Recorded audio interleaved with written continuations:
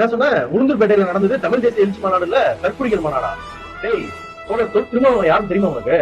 1962 பிறந்து UG, PG மற்றும் லா degree complete பண்ணி பிஹெச்டி முடிச்சு அதுக்கப்புறம் அவருக்கு கிடைச்ச கவர்மெண்ட் வேலையை, அதாவது கவர்மெண்ட் வேலை பாலிசி டிபார்ட்மெண்ட்ல கிடைச்ச வேலையை ரிசைன் பண்ணிட்டு இந்த ஒட்டுமொத்த மக்களுக்காகவும் சமூக நீதிக்காகவும் அதோட இல்லாம தமிழ் தேசிய அரசியலுக்காகவும் இந்த அரசியல் களத்துக்கு வந்து நின்றவராவது.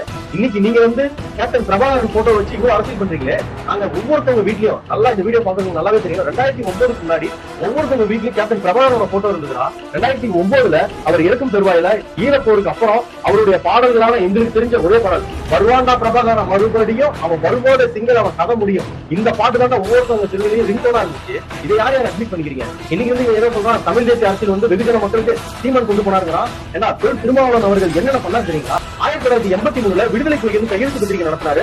1983 கருப்பு ஜூலைல வந்து இனப்படுகொலை தமிழர் இனப்படுகொலையில வந்து போராட்டத்தை நடத்தினாரு. 1983 விடுதலை புலிகள் பத்திரிகை கையெழுத்து பத்திரிகை நடத்தணும்னா நீ பிறக்கவே கிடையாது. 1984 வந்து ஈழப்போருக்கு ஆதரவா போராட்டம் நடத்தினாரு, சைக்கிள் பேரணி நடத்தினாரு. அதுக்கப்புறம் 1987 அப்பயும் ஈழப்போருக்கு எதிரான போராட்டத்தை தீவிரப்படுத்தினாரு. அதுக்கப்புறம் 1988 தலித் தந்தர் இயக்கத்தில் அறிமுகமாகிறாரு. 1989 தலித் தந்தர் இயக்கத்தோட தலைவர் மலைச்சாமி மரணமாகிறதுக்கு அப்புறம் இவர் தான் தமிழ்நாட்டுடைய பொறுப்பாளராக பதவி இருக்கிறாரு. அதுக்கப்புறம் விடுதலை சிறுத்தைகள் இயக்கமா மாறுது. அதுக்கப்புறம் எலெக்ஷன்ல பார்ட்டிசிபேட் பண்றாரு.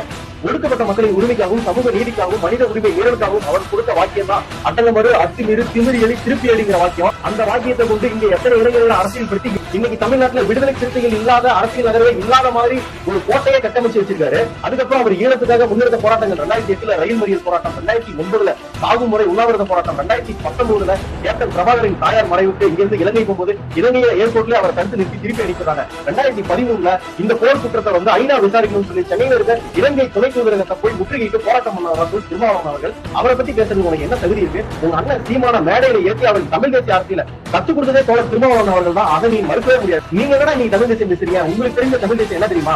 ஆணவ கொலை நடந்தா குடிப்பெருமை குறைன்னு சொல்லுவேன், சொல்லதான் தெரியும். அவனுடைய தமிழ் தேசிய அரசியலோட வார்த்தை என்ன தெரியுமா? சாதி ஒழிப்பே தமிழ் தேசிய மக்களின் விடுதலை என்றும் சாதியை வேறெடுக்கும் தமிழ் தேசியத்தை வென்றெடுக்கும் என்ற முழக்கமிட்டவர் தோழர் திருமாவளவன் அவர்கள். அவரை பத்தி பேசுறது உனக்கு எந்த தகுதியும் கிடையாது. குறிப்பிட்டு சொல்ல போனா தமிழ் தேசிய அரசியல பேசுறதுக்கும் உங்களுக்கு எந்த தகுதியும் கிடையாது.